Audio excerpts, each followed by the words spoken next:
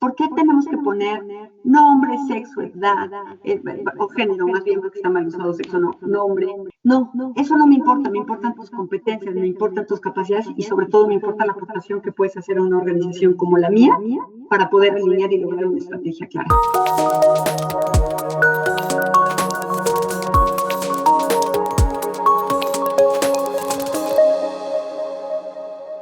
Hola, bienvenidos a una plática con líderes de la industria para conocer su lado humano. Yo soy Carlos Robles y esto es 2 de 3. El día de hoy tengo la gran fortuna y la gran alegría de platicar con Susana Andrade. Ella es profesional en capital humano con más de 20 años de experiencia en finanzas y recursos humanos. Le encanta trabajar en equipo y los ambientes dinámicos. También es una persona súper preparada. Tiene un máster en Administración de Empresas por el Instituto Panamericano de Administración de Empresas, IPADE. Es coach ontológico, certificado por el ICF en Newfield. Y también tiene una certificación como coach en equipos de alto desempeño por el Tecnológico de Monterrey. También un diplomado en creatividad e innovación por la Universidad de Buffalo en Nueva York.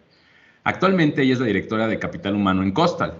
Costal es una empresa alemana, manufacturera del sector automotriz, y también ha trabajado en Mercer, en Roche, y por último también fue gerente de Administración y Recursos Humanos en Gines, que es una empresa del sector de bienes raíces. Ella es súper positiva, apasionada de un montón de temas relacionados con negocios, finanzas y recursos humanos, y normalmente tiene mucha habilidad para encontrar soluciones creativas y pragmáticas a problemas complejos. Bienvenida, Susana. Muchas gracias por acompañarnos esta mañana. Gracias, Carlos. Bueno, mira, este currículum. En realidad, pues con esta situación actual, tengo 1 año de experiencia ya. Creo que nunca antes había vivido una situación como esta. Entonces, en realidad, y lo compartí el otro día con compañeros, que ya realmente la experiencia es solo de 1 año, no es más de 20 años. Así que declaro esa competencia. Te diría, creo que no habíamos enfrentado una crisis como esta, así que solo llevo 1 año y medio de experiencia. Pero yo creo que lo más importante es estar preparado para reinventarse, ¿no? ¿Cómo piensas eso? Bueno, sin duda, creo que esta crisis nos permite justamente esto, reinventarnos. Carlos, tú sabes mejor que yo, la semana pasada solamente Jeff Bezos está yendo al espacio y hay empresas que seguimos pensando en que, no lo sé, en que tenemos que poner horarios de trabajo, código de vestir, ¿no? Comparto con algunas otras personas del sector y cuando los hablo decir esto ya no es, cuando hablamos de diversidad e inclusión, ¿a qué se refiere diversidad e inclusión? Pues yo te diría, ¿cómo vamos a reinventarnos? Desde la parte que a mí me toca, que es el capital humano que hace posible que las empresas existan. Bueno, hay retos importantes. Sí, hace poco estuve en una conferencia de alguien que decía que muchas veces hay que pensar fuera de la caja. El problema es que ahora ya no hay caja, ¿no? Entonces, ¿por dónde empiezo? Yo diría, ya no hay caja. Exacto, coincido. Exacto. Coincido. Sí. Oye, para empezar un poquito aquí rompiendo el hielo en esto, siempre hacemos una pregunta que no te esperas. Y aquí viene tu pregunta elegida. Si pudieras platicar con alguna de estas 3 personas, ¿con quién sería y por qué? 1, la reina Isabel II. 2, Winston Churchill. O 3, Angela Merkel. Sin duda, creo que Angela Merkel hoy. Porque estoy convencida de que ella ha podido vivir un pasado y un presente, lo voy a decir así, solo si me permites.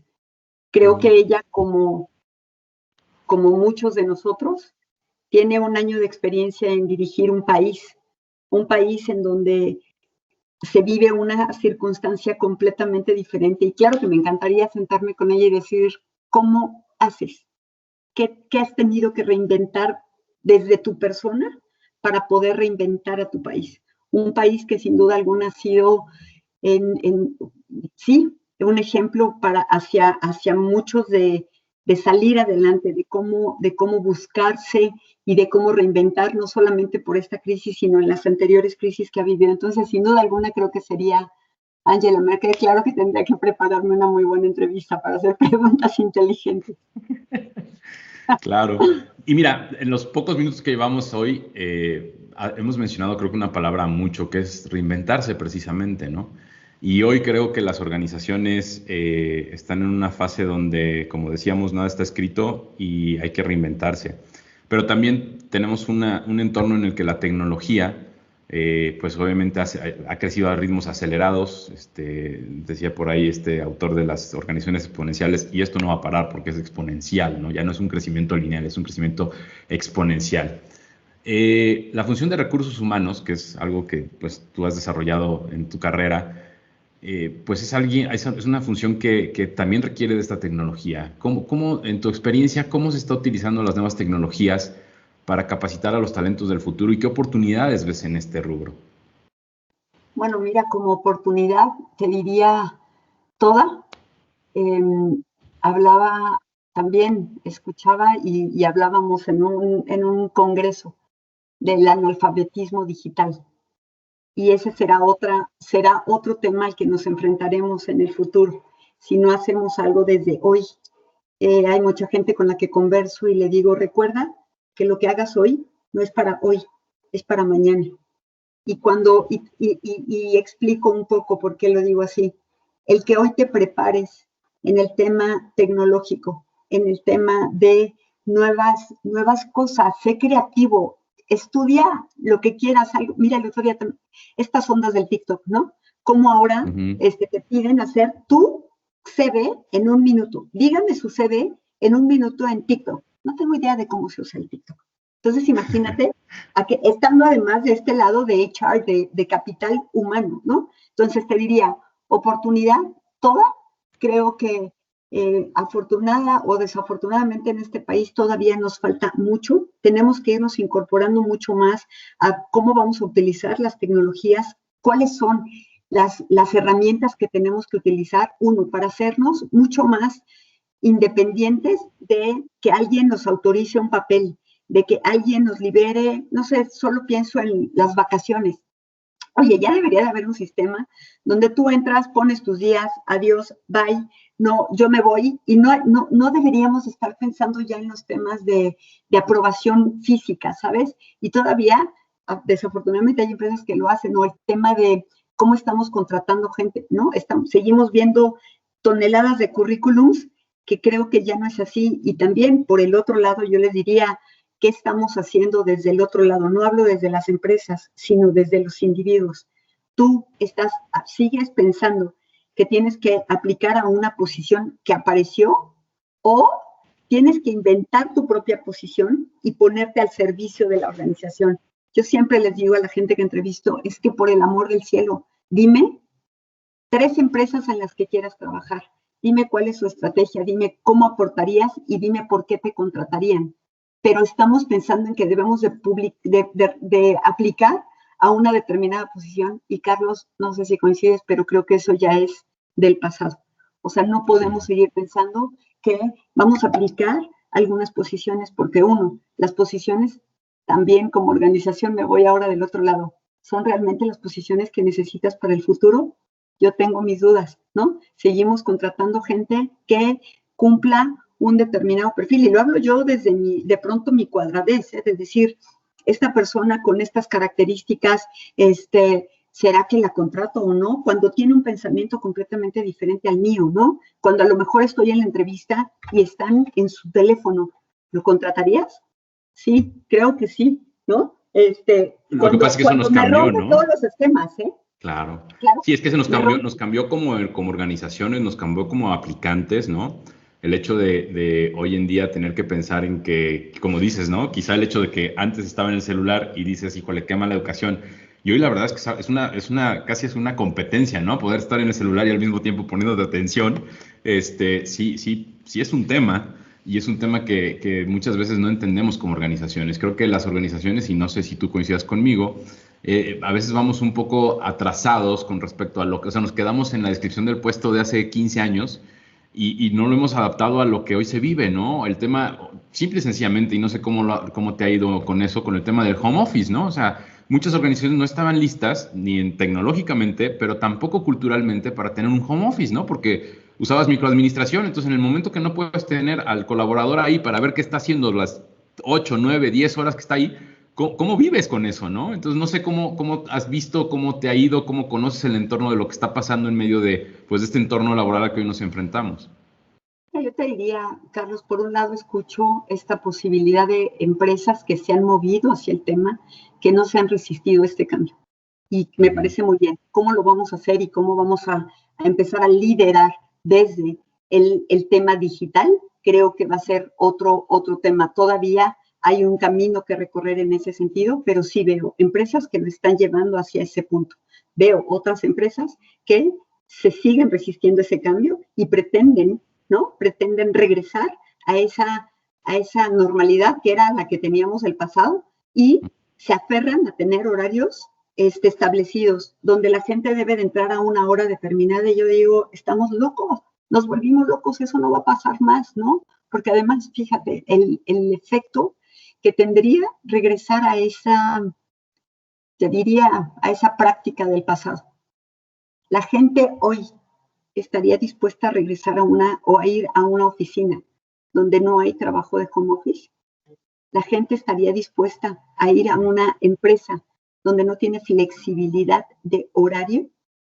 ¿Cuántos talentos estaríamos perdiendo como organización de seguir aferrados en ese pasado? Ahí es donde yo te diría, creo que tenemos el mayor reto, aquellas empresas que quieran seguir resistiéndose a este cambio. No lo podemos evitar, es algo además que llegó para quedarse. También es una realidad que empresas de manufactura como la que hoy trabajo, sin duda alguna, pues no hay algunas posiciones que tú mejor que yo también lo sabes, Carlos, no va a haber cómo la gente de operación se vaya a un trabajo de home office. Eso es una realidad, o a un trabajo flexible. Pero yo de pronto hago así como algunas intervenciones y digo, a ver, ok, home office seguro no, pero sí, ¿qué tal trabajo flexible en donde empiezas a negociar tú con tu compañero que cambies tu horario y no tenga que ser una cosa cuadrada? O sea, tenemos que reinventarnos. No sé cómo lo vamos a hacer, sobre todo en la parte de operación, pero yo te aseguro que vamos a tener que movernos muy pronto hacia estas características y en donde nada más lo dejo a la reflexión, cómo vamos a hacer esta mezcla de gente con robots, porque hoy estamos hablando todavía de a lo mejor un 80, un 90% gente en nuestra operación, pero hay una marca de autos alemana que entren a su página, ya luego les diré para no aventarme aquí un gol, pero que es impresionante cómo conviven entre un 30 y un 60% temas de robots con temas de gente. Lo dejo solo a la reflexión. ¿Cómo vamos a hacer esta mezcla y esta combinación de interacción entre la gente y los robots? Y entonces yo preguntaría, ¿sería más flexible incluso el tiempo de la gente en operación? Yo creería que sí. Sí, y también el tema de cómo los capacitas para, en lugar de ser ellos los que armen, ahora sean los que programen al robot, ¿no?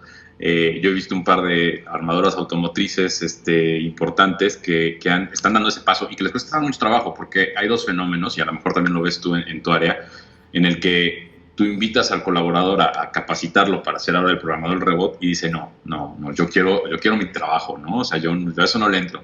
Cuando le estabas dando la oportunidad de crecer, de expandir sus horizontes, de llegar a otro nivel, y pues lo ven muy, muy operativo, ¿no? Y por el otro lado están las personas que le entran y que a los 2 meses ya están programando robots, pero en China, ¿no? O sea, ya están en otro nivel.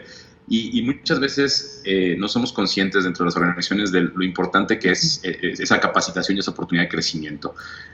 ¿Tú qué opinas de eso? ¿Tú qué opinas de las oportunidades de capacitación, de formación de capital, de parte de cómo fomentas la formación y la educación continua dentro de las organizaciones? ¿Cómo lo hacen? ¿Cómo establecer una política que permita que todos tengan las oportunidades y sobre todo las aprecien? Porque muchas veces las tenemos, pero no las apreciamos como empleados. Yo te diría, Carlos, creo que ese es el gran reto.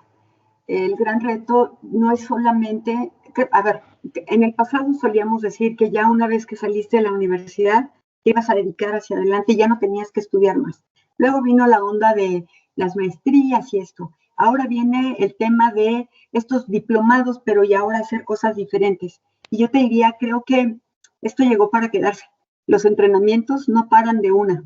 van hacia adelante y seguirán por los siguientes, una vez que saliste de la universidad, seguirán por los siguientes 30 o 40 años. Entonces, las organizaciones tenemos una responsabilidad adicional de identificar en dónde están, y por eso te digo, cómo vamos a ir armando los equipos de trabajo para poder acompañarlas en el desarrollo de nuevas competencias y habilidades. Entonces, sí es un reto, porque uno, tú dijiste y construyo sobre lo que me compartes, cómo hacer que ellos lo aprecien.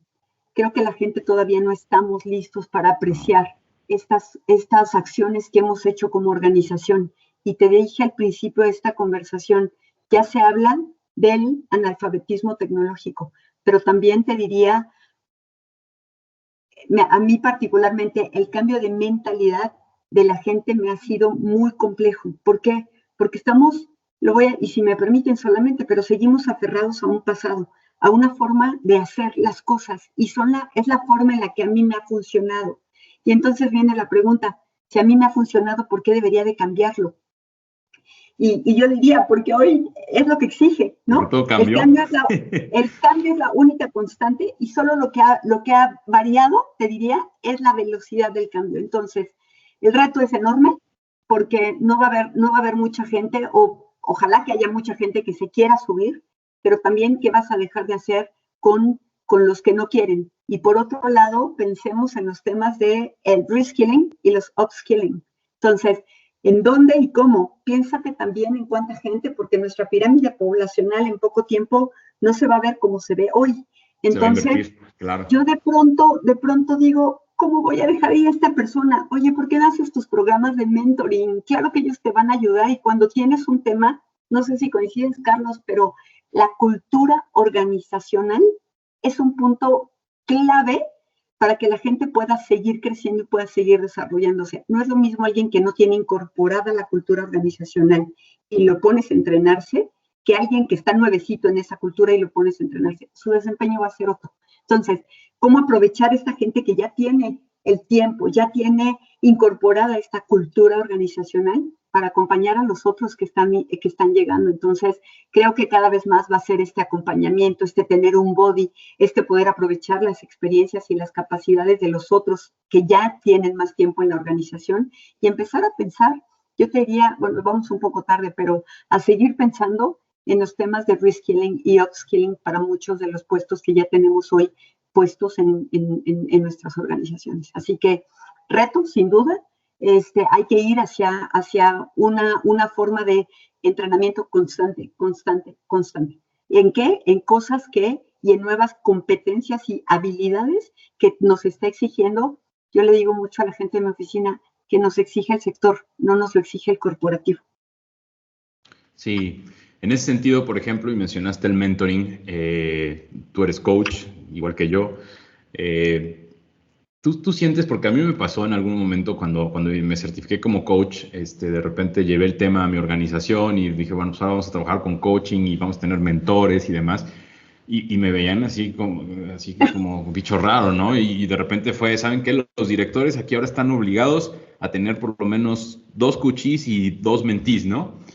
Y pues era así como medio extraño. A algunos se les daba muy bien y lo hacían con mucho gusto, y otros era así como entre molesto, y además lo abrimos un poco a que la gente escogiera, ¿no? ¿Quién quería ser su coach o quién querías que fuera tu coach?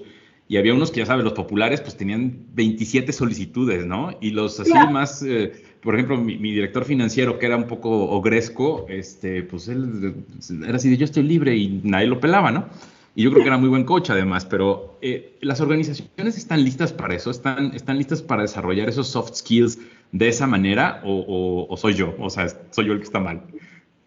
Tengo que decirte que el reto más grande es ese, cómo convences al financiero, y por lo tanto, y bueno, tú con más experiencia, y fíjate lo que está, desde una posición que tú también tenías una injerencia importante, pero creo que hoy todavía el tema financiero con la parte de conectar hacia la emoción para ser mucho más redituable, no ha hecho un link importante. Creo que todavía nos falta. Yo soy una fiel convencida de que acompañando desde el coaching o desde el mentoring vas a lograr mejores competencias y habilidades en tus equipos de trabajo. Pero estamos lejos. Desafortunadamente coincido contigo, estamos lejos y ese es el mayor reto, pero también la buena noticia, Carlos, creo que no tenemos tiempo que perder y lo hacemos hoy, y es lo que te decía, lo que hagamos lo tenemos que hacer hoy, para mañana, no es para hoy. Entonces ya no va a haber tiempo que nos siga esperando para empezar a modificar esto. Y te comparto muy breve, hace un par de semanas estuvo el Congreso Internacional con AERI, y trajimos al que es un DIM en Harvard, que habla de temas de felicidad. Entonces, porque fíjate, ahora el reto más grande, y ya nos seguimos, pero yo podría aquí hablar por horas. Tenemos reto felicidad, tema de que ya se habla en Harvard, no es romántico. Yo le digo a los directores generales, a ver, esto no es un tema romántico, es un tema de productividad, es un tema de rol. No, bueno, tu puesto, tu rol, de hecho, en muchas organizaciones ahora ya se llama, es el Chief Happiness Officer, ¿no? O sea, ya está cambiando incluso hacia allá. Exactamente. Entonces, yo te diría, no es un tema romántico, y además, aquí entre nos te diría, se llama un tema también de employer branding. Y creo que eso tampoco lo estamos viendo. Cuando tú hablas de un employer branding, lo que quieres decir, en pocas palabras, es atraer a tus mejores talentos. Y si no estás conectando tu employer branding con las acciones que estás tomando dentro de la organización, con estos procesos de mentoring, con estos procesos de coaching, no vas a ser opción para el talento que está buscando una organización que busca de acompañamiento, que está buscando de una organización que le dé herramientas de, no solo, ahora ya estos chavos vienen con unas tecnologías que yo digo, Dios santo, pero también sí buscan también mantener ese desarrollo. 3, buscar, obviamente, desarrollar nuevas competencias del futuro, no las de hoy, o sea, ya las de hoy, perdón, y hablaba, perdóname. Ya fueron, o sea, ya son del pasado, ¿no? Temas de creatividad, innovación, comunicación, esta onda de las redes sociales y la community manager, y que yo no entiendo nada, digo, ¿cómo vamos a hacer como organización? Es una responsabilidad enorme. Y yo, claro, y además yo tengo mucha la responsabilidad, todos los planes de desarrollo dentro de la organización para toda la gente. Y entonces yo digo, ¿y ahora en qué? Y además, ¿cómo? ¿No? Porque ese ya será el otro tema. ¿Qué lo hago digital mejor? Los dejo todo digital y que sea un self-service y les pongo solamente opciones de entrenamiento y que ellos elijan cuál y lo vayan haciendo en el tiempo. O habrá algunos que necesite presencial y que tenga que seguir hablando de este acompañamiento face to face, porque también viene otro tema. No sé si has escuchado esto de los flip learnings. Ya ahora, como me pasó cuando estudié en el IPADE, tienes que estudiar y solamente vas a las clases a poder aclarar dudas y a lo mejor hacer algunas prácticas. Ya no es al revés, donde vas, te sientas y vienes ahora a hacer la tarea en tu casa y luego al otro día regresas. Ahora es, vengo, estudio y voy al aula a preguntas específicas, a retar, a compartir y, sobre todo, a resolver y a hacer las prácticas que debemos de poner, vaya la redundancia, en práctica para lograr la incorporación de la competencia. Yo te diría, el reto más importante no es a lo mejor enseñar, sino cómo incorporar. Y una vez que incorporas, ¿cómo sostienes? Sí, pero también es cierto que de repente no estamos listos para eso, ¿no? Yo como a veces en mi rol docente, ¿no? Te toca de repente esa parte de dejar, yo trabajaba mucho con el método del caso, que es el método que utiliza principalmente Harvard, digo, por nombrar a los famosos, y de repente les dejabas el caso y llegabas a la clase y los que, o sea, no sé, 10% lo leyó y no lo entendió, ¿no? El otro 40% ni lo leyó, o sea, ni lo intentó siquiera porque dijo, no, es larguísimo, ahí luego en la clase me entero, así como decías. Y luego están los que lo leyeron y que quizá no son capaces de cuadrarlo con la experiencia del mundo real, ¿no? O sea, lo ven así como, no, pues el caso ahí de Amazon, ¿no? Y pues que está ahí en el papel y pues sí, el señor pues tiene un chorro de dinero y es muy pobre de repente lo que podemos obtener.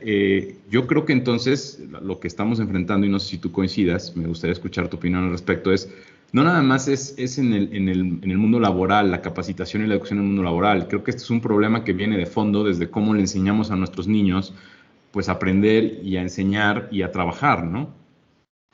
Hiciste que la piel se me pusiera chinita, Carlos, cuando hablas de qué le estamos enseñando a nuestros niños. La educación en nuestro país me parece que cada vez va en un tema importante de declive, ¿no? Y esta pandemia tampoco nos ha permitido, pues, darle un paso hacia arriba, ¿no? Yo creo, sin tener hoy datos claros, pero sí veo jóvenes y chiquitos, ¿no? A ver, competencias como trabajo en equipo. Si ya antes era, y no tú como docente no me dejarás mentir, ¿no? Esto de, bueno, a ver, Carlos, tú haces esta parte, yo hago esta otra, Alberto que haga esta otra, y luego vamos juntos y le ponemos copy-paste y que cada quien presente su parte. Se me caía el pelo. Se me cae el pelo de pensar en eso. Eso no es trabajo en equipo. Eso no es trabajo en equipo. Y eso trasládalo a las organizaciones, donde entonces seguimos trabajando en silos y darle copy-paste cuando tengamos que hacer la presentación a la dirección general, al comité, al whatever. Te diría, sin duda alguna, regreso al tema. Me da escalofrío pensar en la educación que estamos dando a nuestros jóvenes, a nuestros chiquitos, que cómo vamos a generar esta competencia de trabajo en equipo, solución de problemas, negociación. No hay cómo, ¿no? De la distancia, sí, donde claro. La amistad dice ponle mute para que no te escuche mientras el otro habla. O sea, ahí hay un reto importante y cómo vamos a tener que elevar el nivel de educación en nuestro país. Sí, ya claro. De por sí estábamos muy atrasados, sí tiene mucho que ver, tiene que ver con un cambio de cultura, con un cambio de mentalidad y no me dejarás mentir, creo que ahí tenemos el reto más grande. Nuestra gente, no, y no sé cómo, yo de pronto converso y digo, y ahora debería hacer un doctorado en educación, pero va a ser un mega reto porque cómo cambias la mentalidad de la gente, ¿no? Cómo desde nuestros profesores, perdón que lo diga, pero cómo vamos a hacer para poder darles elementos, herramientas y competencias claras para que puedan sentarse y enseñar desde otro lugar. Y entonces creo que nosotros seguimos hablando de analfabetismo como lo conocemos, mientras países del primer mundo ya hablan de analfabetismo digital. Entonces, claro. Sí creo que también nuestras autoridades y nosotros como sociedad, yo no lo dejaría solo del lado de la autoridad. No, nosotros no, como sociedad, todos. ¿Qué estamos haciendo también en educar a nuestros chavos, en permitir a nuestros chavos, en no enseñar a nuestros chavos? Así que, reto importante sin duda, Carlos. Incluso como organizaciones también tenemos un reto, volviendo un poco al tema ya profesional, pues muchas veces pensamos que las universidades como nos entregan a las organizaciones a los chavos egresados de cualquier licenciatura y que pues ya por eso saben. Y se nos olvida que como empresas tenemos el gran poder, pero también la gran responsabilidad de que entendemos la necesidad de cómo necesitan ser capacitados y de lo que le debemos pedir a la escuela que les enseñe. Y ahí es donde surge este modelo dual que, por cierto, en Alemania, pues es uno de los donde mejor se da. ¿Tú cómo ves a las organizaciones en general? Creo que yo personalmente creo que haber trabajado en Mercer te dio mucho, te relacionaste, ¿no? Con todo tipo de sector, de industria, grande, chiquita. ¿Cómo veías en ese rol el medio del compromiso de las organizaciones con las instituciones académicas para formar profesionales? Creo que cada vez se va viendo más, cada vez hay más un acercamiento. De hecho, yo he tenido algunos acercamientos con algunas instituciones y creo que sí hay mayor apertura, pero creo que todavía hay inmadurez en las organizaciones porque puede ser abierto y decir, sí, hagamos un programa donde yo acojo a tus estudiantes, les enseño y hacemos las prácticas y hacemos sus periodos de práctica. ¿Y qué haces después con esos jóvenes que ya tuviste, que ya los entrenaste, que ya incorporaste el tema de cultura organizacional? Muchas veces los dejamos ir. Y el pretexto es, necesito a alguien con más experiencia.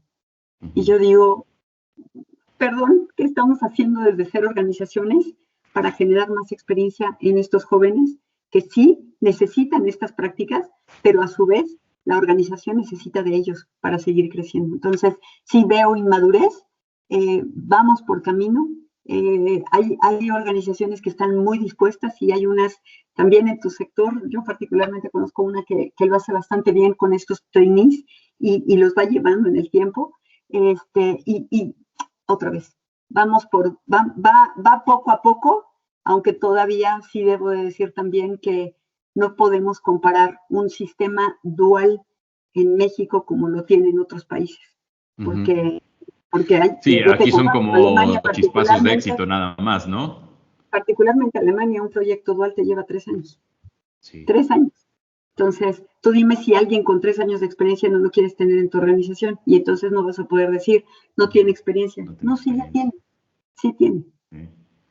Sí, y bueno, ahí rayamos en un tema también de responsabilidad social, ¿no? Al final las empresas, pues, de alguna manera tienen que retornarle a la sociedad, a la comunidad en la que se desenvuelven algo. En tu caso, en Costal, ¿qué iniciativas de carácter de responsabilidad social tienen? Bueno, mira, mucho esto, yo te decía, estamos muy cercanos con algunas universidades para poder tener un programa dual, aunque sea de la parte de México, y estamos trabajando con estas universidades, particularmente con algunas más técnicas, en donde albergamos a estos jóvenes, les enseñamos en el camino, y yo te diría, para nosotros hoy, como responsabilidad de sí, estamos albergando, pero nos queda la madurez de con cuántos me quiero quedar o cuántos voy a tener. Pensemos, yo de pronto pienso y digo, esto debería ser un pool de talento. Y este pool de talento, en el momento en el que hay alguna operación, se va de vacaciones, o gente se enferma, o decide dejar la organización, este pool debería de ser como sí, como la fuente para poder hacer estas coberturas de estas posiciones. Yo te digo, sí lo hacemos, sí tenemos hoy varios jóvenes de una universidad técnica y los acompañamos. Y hay otros jóvenes que también, o sus necesidades o su hambre de salir a buscar otras posiciones en el cortísimo plazo, porque también nos enfrentaremos a eso, es que deciden dejarnos, porque viene la responsabilidad social, pero con un hambre cada vez más, yo te diría, más fuerte, de estos chavos que creen que porque tienen 6 meses en una organización Ya ya se convierten son en gerentes. direcciones generales, y yo te diría, ahí nos falta. Entonces debemos de ser muy sabios también en cómo tenemos, por un lado, estas oportunidades para estos jóvenes, pero cómo alineamos también su necesidad y cómo la conjuntamos para que entonces se alinee y puedan quedarse en la organización y ser pacientes para seguir creciendo en el futuro. Fíjate que acabas de tocar un tema que sucede, es muy cierto, ¿no? O sea, de repente te encuentras al chavo que salió, a veces hasta porque salió el TEC de Monterrey y se fue a hacer prácticas un semestre a algún lado, te dice, no, pues yo ya vengo a ver quién va a ser mi equipo, a quién voy a liderar, ¿no? Entonces de repente dice, oye, espérame, ¿qué tipo de experiencia tienes, no? Y te dicen, no, sí tengo experiencia, estuve 6 meses allá, ¿no? Y dices, pues sí, pero... en ese sentido, y porque este podcast, estas conversaciones, estas entrevistas están muy dirigidas precisamente a ese segmento de la población que le interesa conocer más de la industria y demás, ¿tú qué consejo le darías a los jóvenes en términos de cómo pues, digamos, mantener los pies en la tierra, prepararse e ir creciendo de una manera más orgánica y sin volverse loco, en otras palabras, ¿no? Pero ¿qué consejo le darías desde tu rol de, si tuvieras a este chavo enfrente, decirlo, ya, a ver, espérame, primero haz esto, ¿qué pasos le darías a seguir? Carlos, me encantaría tener la receta. Yo creo que no hay una receta, porque dependerá mucho también de este chavo. Pero sí, si puedo dar alguna recomendación, más allá de un consejo, si puedo dar una recomendación, es: ten claridad de lo que quieres y toma los pasos entonces en función de lo que quieres llegar. Desafortunadamente hoy creo que todavía no tienen en la mirada cuál es el objetivo y cuál es la meta a donde quieren llegar, y por lo tanto se les dificulta armar los pasos a seguir para llegar ahí. Entonces, solamente como recomendación diría, es: ten clara tu meta, pero también ten claro el proceso para que puedas llegar a donde pretendes llegar. O sea, tienes que saber a dónde vas, ¿no? Tener Tienes que saber claro por qué y a dónde vas. Y Carlos, te pongo el ejemplo y lo hago absurdo para obviarlo, ¿eh? Es que tú sales de tu casa en tu auto y no sales a dar vueltas a ver a dónde llegas. Sabes que vas a la oficina, que vas a la escuela, que vas al súper, ¿no? Pero tienes una meta clara, sabes a dónde vas a llegar. Yo no me imagino a alguien que no tenga, pues obviamente, si no tienes claridad de a dónde vas, imagínate salir de tu casa, tomas tu auto y andas dando vueltas sin rumbo. Es exactamente lo mismo. Sí, no, totalmente de acuerdo. De hecho, es un ejemplo que utilizo en uno de los podcasts precisamente, ¿no? O sea, si no sabes a dónde vas, pues... Y en cambio, cuando sabes a dónde vas, pues de repente te cerraron el camino, hay un bache, pues buscas tus recursos para ver cómo sorteas el reto y logras tu objetivo, ¿no? Entonces, eso es muy diferente. Hoy vivimos en un mundo en el que justo antes de entrar al aire estábamos platicando un poquito de estos temas de diversidad, inclusión, en el que, pues de entrada creo que es un gran avance que nos hayamos vuelto más sensibles al tema, porque antes quizá no lo éramos, pero hoy que lo somos, el ser sensibles, el estar ya conscientes de lo que está pasando, nos trae el tremendo reto de también ser responsables y tratar de cuidar esos temas. Desde tu perspectiva en temas de inclusión y de diversidad, ¿cómo ves a las organizaciones en México? ¿Nos falta mucho? ¿Va a ser un reto? Entró la norma 35, que también platicábamos, y bueno, pues ahora nos enfrentamos a un entorno que quizás no vayamos lejos, hace 2 o 3 años no existía, pero creo que coincidimos en que es solo el comienzo. Entonces, ¿tú qué ves para el futuro en estos temas de diversidad e inclusión y norma 35? Yo te diría, en tema de diversidad e inclusión, estamos muy lejos, muy, muy, muy lejos. Yo tenía una de las empresas en las que laboré, de pronto me pedía la cuota, ¿no? Hay que tener en el board 14% de mujeres. Y yo decía, no, a ver, no, no, no, la onda no es así. Yo soy una fiel convencida, y eso lo digo fuerte y querido porque estoy convencida de ello, es que cuando hablamos de diversidad, hablamos desde las diferencias. O sea, perdón, hablamos desde la combinación de, de esta diversidad, porque tenemos pensamiento diferente, porque tenemos creencias diferentes, y ahí es donde está el valor, y es donde de veras construyes muchas más o nuevas formas de hacer las cosas. Yo sí creo que la diversidad está justamente en este poder generar algo diferente. El reto es la inclusión, porque podemos ser diversos, pero no somos tan inclusivos, ¿eh? Influyentes. Entonces, perdóname, o incluyentes. Entonces, yo diría, ahí es donde estamos lejos, sí, tengo que decirlo, estamos lejos. Hay que trabajar todavía mucho, y también en el tema, particularmente siendo mujer, tenemos que aprender, uno, que estoy dispuesto a negociar, y yo iría un pasito para atrás y sé negociar, o vivo desde la queja porque el que es hombre, voy a poner solo un ejemplo, gana más que yo, y yo pregunto, ¿usted negoció? ¿Sabe cuál es el valor del mercado de su puesto? Y si es así, negoció. ¿Sabe cuál es el valor de mercado de su posición? ¿Por qué aceptó? ¿Está usted a lo mejor pensando en que esos pesos de menos los va a transformar en tiempo para su familia? No lo sé, cuestionémonos también como mujeres, dejemos de pensar en que por qué el otro sí y yo no, sino más bien qué me falta a mí para entonces lograr. Pero tenemos camino por recorrer, sin duda alguna, y tenemos un reto también muy grande en lo que está por venir, porque hoy todavía pues hablamos de diversidad e inclusión, pero no hay acciones claras de estas diversidades y de esta inclusión. Pero también quizá porque no sabemos y lo mismo que hablábamos antes, ¿no? Quizá no sabemos cuál es el objetivo, ¿no? Entonces, ¿qué acción podemos tomar con eso? Entonces, creo que más bien tendríamos que saber y tener claro cuál es el objetivo para poder entonces hacer una estrategia coherente, ¿no? Con eso y alcanzable. ¿Cómo lo ves?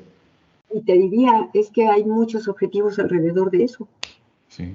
Entonces, y tendrá que ver también con desde dónde quieres atraer a la gente.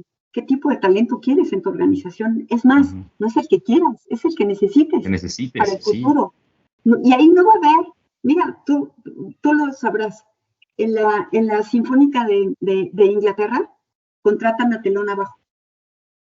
Porque aquí seguimos, soy antifoto en el currículum, por favor, don't do that, no lo hagan, pero bueno, pero está bien. Anyway, ¿por qué tenemos que poner nombre, sexo, edad, o género, más bien porque está mal usado sexo, no, nombre, estado marital, ¿no? Estado, no, eso no me importan tus competencias, me importan tus capacidades, y sobre todo me importa la aportación que puedes hacer a una organización como la mía para poder alinear y lograr una estrategia clara. Entonces, creo que ahí, pues desde ahí, ¿dónde voy a hacer y cómo voy a cambiar mis procesos de selección? en función de cuál es el tipo de talento que quiero atraer a mi organización. Entonces, yo te diría, creo que ahí vamos un poco más pues sí, vamos desafortunadamente un paso atrás de lo que muchas organizaciones en otros países ya están haciendo, ¿no? Contratar a telón abajo. No me importa si eres hombre, si eres mujer, sino simplemente voy a medir capacidades y competencias. Y ahí viene el tema. ¿Cuáles son las herramientas que estás utilizando tecnológicas para poder hacer estas evaluaciones en tus procesos de selección, de acuerdo con los perfiles que tengas determinados dentro de la organización? Sí, eso es muy claro. Entonces, ¿Y tú? sí, y regresando a este tema de diversidad e inclusión, reitero, sí, no sé cómo, porque cuáles son los objetivos que tornan alrededor de lo que quieres lograr con esta diversidad e inclusión. No es solamente ser diverso por ser diverso, ser incluyente por ser incluyente. Claro. ¿Por qué y para qué? Sí, no. Y además, pues también hay un tema ahí a veces pues, estuve en un seminario con un equipo de ventas que era 100% femenino, ¿no? Y decían, ¿no? De repente cuando empezamos a sacar los demonios de ellas mismas, ¿no? Como equipo, pues empezaban con que es que ella vende más y es la más nueva. Y entonces decía, sí, pero es que yo pienso que el peor enemigo de una mujer es otra mujer, ¿no? Y bueno, si a eso le sumas que de repente en las organizaciones no estamos listos a veces para que las mujeres desempeñen ciertos roles típicamente o históricamente desarrollados por hombres, pues entonces no nos estamos ayudando. ¿Tú qué consejo le darías, además, porque eres una mujer muy exitosa, a todas aquellas chicas que hoy se enfrentan a este reto de entrar en una organización, en la industria, y que a veces desde su casa le dicen, oye, pero ¿cómo vas a ser ingeniero mecánico, no? O sea, ¿en qué momento? Yo me acuerdo, yo soy ingeniero mecánico y cuando estudié ya no te voy a decir, hace muchos años, me acuerdo que tuve 2 compañeras, ¿no?